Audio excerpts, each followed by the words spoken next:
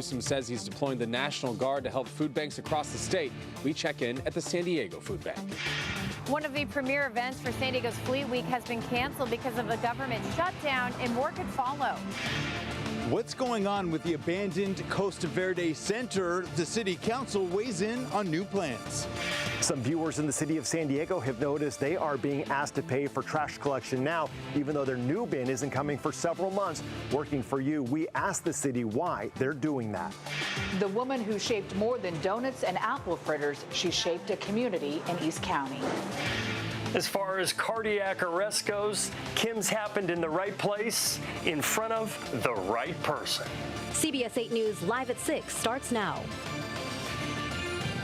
We are now days away from eliminating food to 5.5 million Californians around Thanksgiving, at a time when food prices have never been higher because of Donald Trump's policies. California Governor Gavin Newsom is deploying the National Guard to help food banks manage increased need during the federal government shutdown.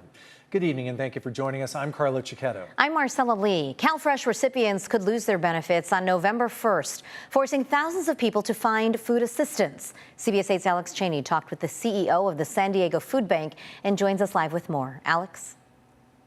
Yeah, that's right. The heat is on for the food bank as they carry this burden of some food inaccessibility for hundreds of thousands of millions of Californians and hundreds of thousands in San Diego County. I spoke to the CEO of the San Diego Food Bank today, and he said it's going to be a really difficult process over the next few months if those food stamps go away.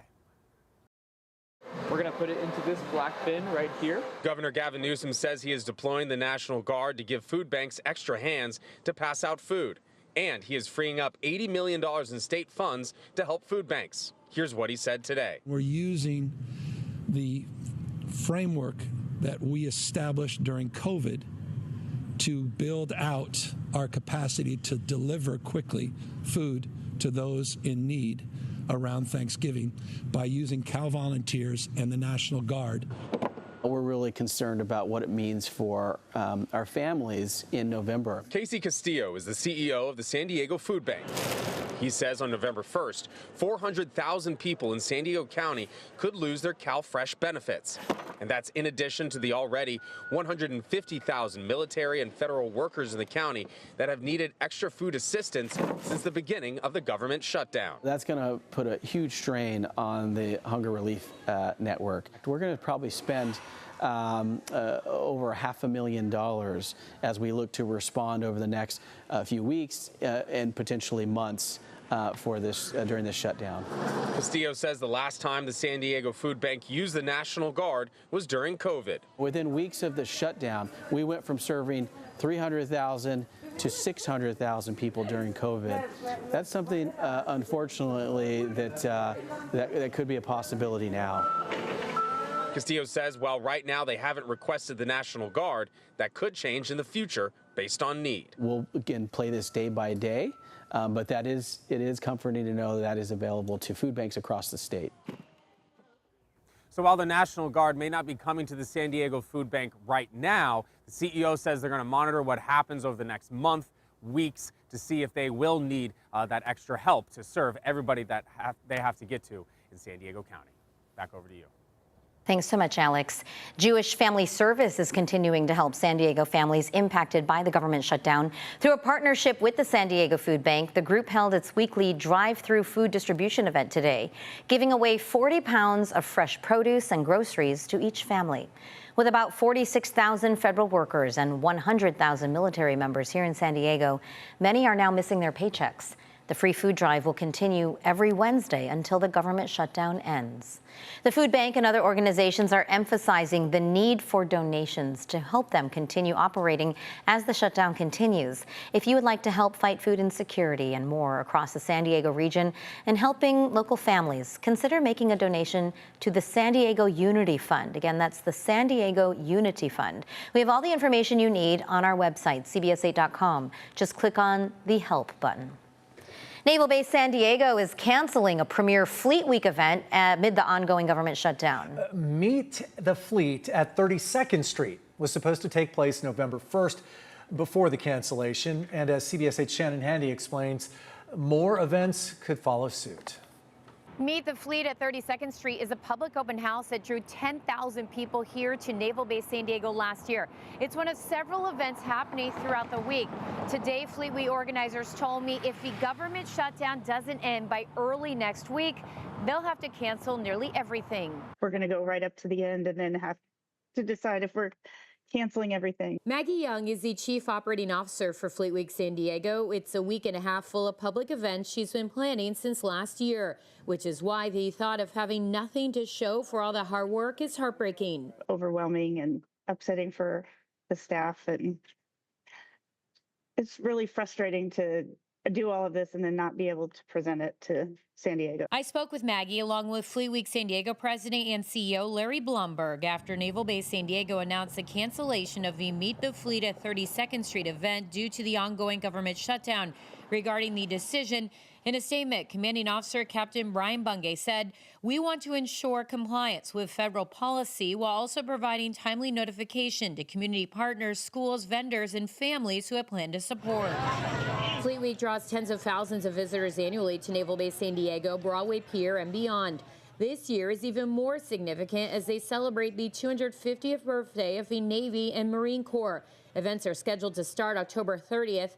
Larry says, unlike the Navy, his staff needs less lead time to prepare, so they're giving it until October 27th to determine if remaining Fleet Week events will move forward or not. If the shutdown is not solved by the end of business day on the 27th, we will be forced to cancel Fleet Week San Diego, except for those one or two events. Those two events are the SDSU Football Classic on November 1st and Military Family Day on November 9th, since the military can participate as civilians. All other events require they serve in official capacity, which they can't do during the shutdown. Now in its 22nd day, Republicans and Democrats are showing no signs of a resolution. Both Maggie and Larry are holding on to hope that will change so they can move forward with their mission of honoring the military, all while sharing their contributions with the public. Shannon Handy. We have to keep planning. We don't know what's going to happen. CBS 8. Thanks, Shannon. And stay with CBS 8 for the latest updates on the government shutdown. Those details are on our free streaming channel, CBS 8 Plus. Download on your TV and watch for free. Tonight, we are learning the man charged with sneaking into a home in Linda Vista and sexually assaulting a 5-year-old girl last year pleaded guilty this week to that and to possession of child pornography. 24-year-old Alejandro Confessor faces more than 40 years in prison at his sentencing next month.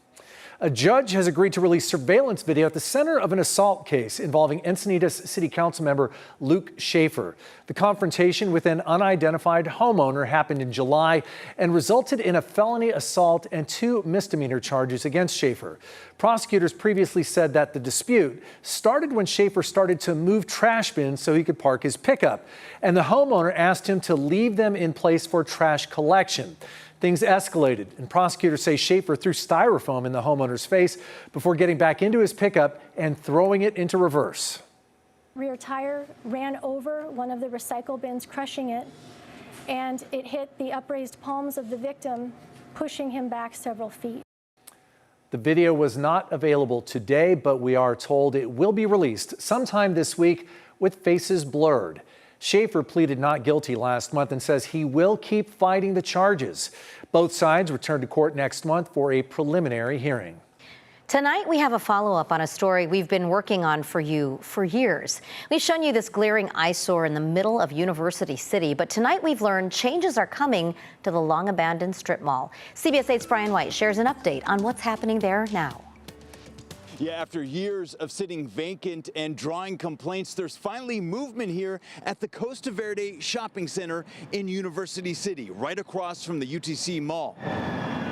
The boarded up windows, faded signs, and empty storefronts have been a constant reminder of what once was and what could be. It's not a great look. I'm sure when it went back in its day, it must have looked wonderful and was very helpful to have all of these shops here. But now the San Diego City Council has approved a massive redevelopment plan for the 14-acre site, paving the way for demolition to begin as soon as next year. There are been a lot of desires, I think, from some of the neighbors to see the site demolished finally and to see at least some effort to move forward. And I think this is the first step that allows that. I looked at the plan. It includes thousands of new housing units, ground floor shops and restaurants, a boutique hotel, and a walkable Main Street design, all right next to the Blue Line trolley. It's also nice that they are planning on making it a mix of not just residential, but also a little bit of more stores, more things like that. I think that's better for the UCSD community. But I talked with some neighbors who are worried about years of noise and construction disrupting daily life. I care about the immediate impact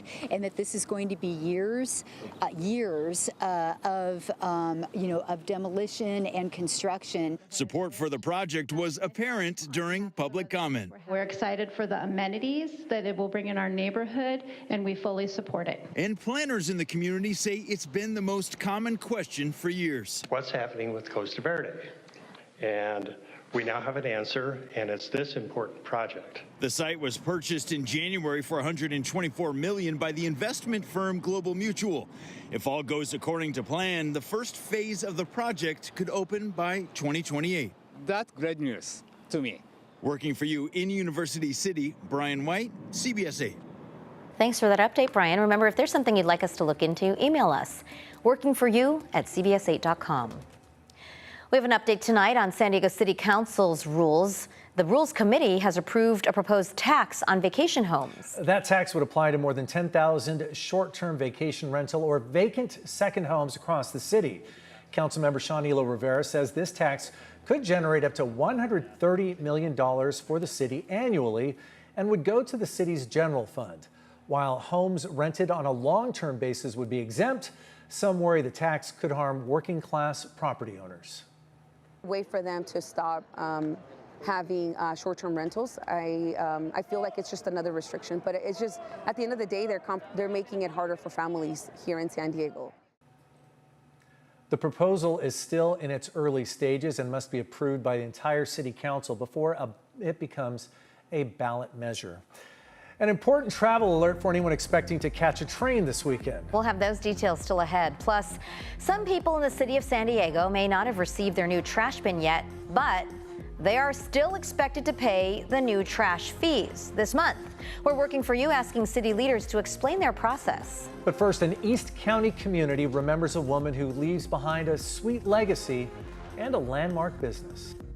Today, our temperatures cooled down. We were talking about dropping about 10 to 15 degrees. Widespread 70s were back in the forecast. Think about that. We were in the 80s around this time yesterday for some of those inland valleys. And we're also talking about a little bit of a bump up for the next few days. All those details are coming up.